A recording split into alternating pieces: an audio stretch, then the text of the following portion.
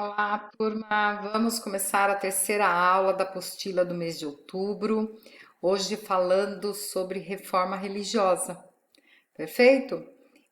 Então, vamos iniciar pensando na imagem.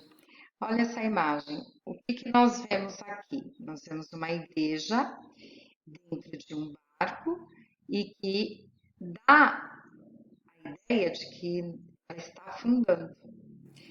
E de fato, né? O que a imagem ela traz a informação que a gente precisa, né? Se a gente pensar só na imagem, a gente vai entender o seguinte: a igreja estava se quebrando.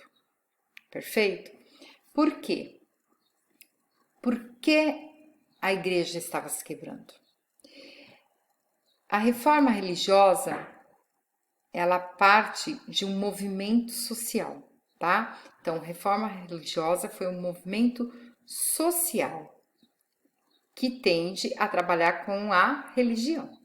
Por isso é um movimento social religioso, tá? Essa é a definição de reforma religiosa. Por que que ela aconteceu? E onde ela aconteceu? Então, por quê? Porque que a gente vai fazer uma reforma? Reforma, que a gente pensa, é fazer, consertar aquilo que está quebrado,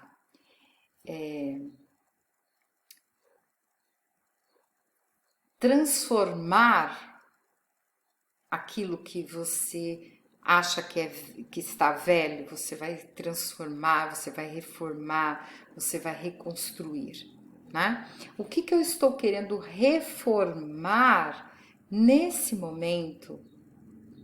A religião. Mas por que eu tenho que reformar a religião? Vejam, não estou falando que eu quero quebrar a religião, que eu quero destruir a religião. Estou falando que eu quero reformar a religião.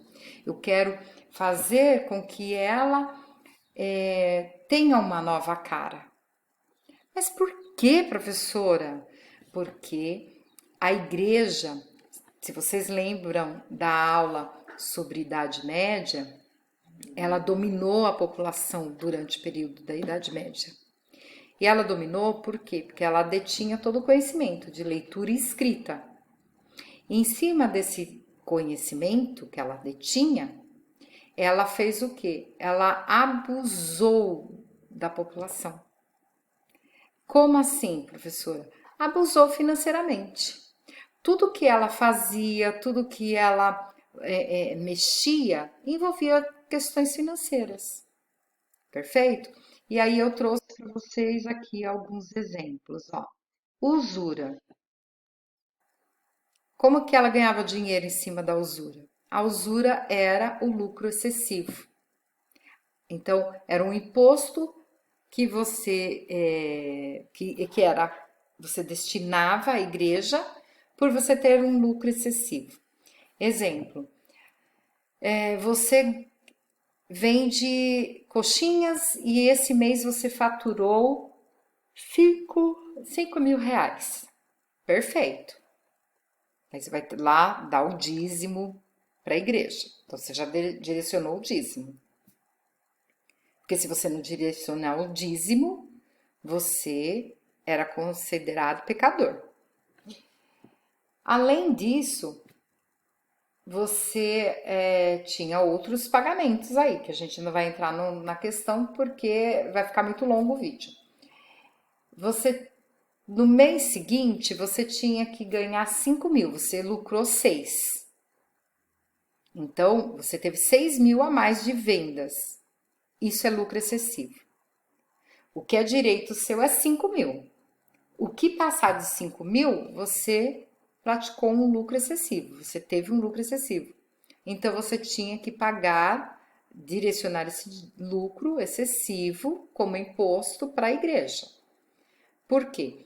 Você direciona um imposto para a igreja? Porque você ganhou mais do que devia. Então, é a usura. Perfeito? Vendas de cargos. Aqui justifica o principal erro da igreja. Vendas de cargos. Por quê?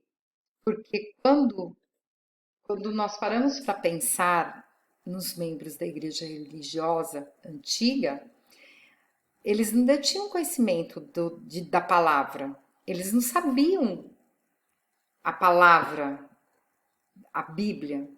Eles compravam cargos. Quanto você tem de dinheiro? Que cargo você quer? Você quer um cargo de padre? Ok, então você vai pagar menos. Você quer um cargo de papa? Você vai pagar mais. Então, dependendo de quanto você tinha em dinheiro, você podia comprar um cargo dentro da igreja, porque estar dentro da igreja significava se manter rico, perfeito? Então, as igrejas de fim de Idade Média são igrejas formadas por pessoas que só queriam dinheiro, não tinham amor pela caridade, amor pelo próximo, não tinha a mínima intenção de ir lá orar, rezar por doentes. Imagina, eles não estavam nem preocupados, eles queriam dinheiro, porque estar dentro da igreja era viver a riqueza. Perfeito? Outro item, o uso do dinheiro beneficiando a eles mesmos, tá? Então, o uso do dinheiro para o seu próprio benefício. Ora, você dá o dízimo, ao invés deles pegarem esse dízimo para ajudar o próximo, né, que está precisando comprar um remédio, é que na época não tinha remédio, a gente hoje, né, esquece. Naquela época nós não temos a medicina como a gente tem hoje. Mas assim, para cuidar de um doente, o dinheiro era usado para comprar casa, para comprar terreno, para comprar animais, para festas, para viagens, nunca direcionado para o povo, tá? Todo o dinheiro usado, arrecadado na igreja, era usado para benefício próprio, para garantir a minha riqueza. Então, se eu enjoar da igreja, eu saio, mas eu já tô rica. Porque eu já comprei terra, eu já comprei bois, eu já comprei gado, já comprei animais, eu já comprei vários terrenos, enfim. E quem comprou? Eu que pertencia à igreja. Com que dinheiro? Com o que o povo deu. Perfeito? E nós tínhamos também as indulgências. O que eram as indulgências? Eram documentos que eu vendia em troca de perdão. Então você cometia um erro. Aquele erro, ele era grave, né? Você comprava a indulgência e você recebia o perdão do padre ou do papa com relação àquele erro seu. Ah, o seu parente, perdão, morreu durante um assalto. Aí você quer comprar o perdão dele. Ele morreu, tá morto, mas você quer que ele seja perdoado. Você ia lá, comprava esse documento, aí o Papa perdoava o seu suposto parente que roubou e acabou morrendo, certo? Então, a indulgência foi uma das principais brigas que nós tivemos deste homem, chamado Martinho Lutero. Martinho Lutero, ele foi membro da Igreja Católica, ele pertencia à linha de Santo Agostinho, que é uma linha de simplicidade, que não adorava o luxo. Pertencendo a essa linha, eles eram extremamente estudiosos da palavra.